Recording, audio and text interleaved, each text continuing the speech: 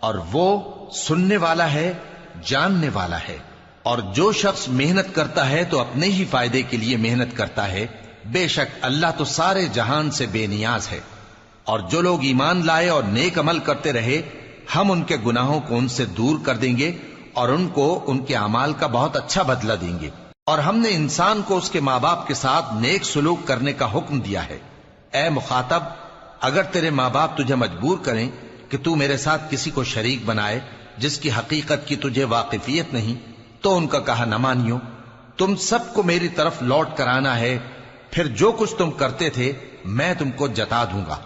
اور جو لوگ ایمان لائے اور نیک عمل کرتے رہے، ان کو ہم نیک لوگوں میں داخل کریں گے۔ اور بعض لوگ ایسے ہیں جو کہتے ہیں کہ ہم اللہ پر ایمان لائے، پھر جب ان کو اللہ کے رستے میں کوئی ایذا پہنچتی ہے تو لوگوں کے ایذا پہنچانے کو یوں سمجھتے ہیں جیسے اللہ کا عذاب۔ اور اگر تمہارے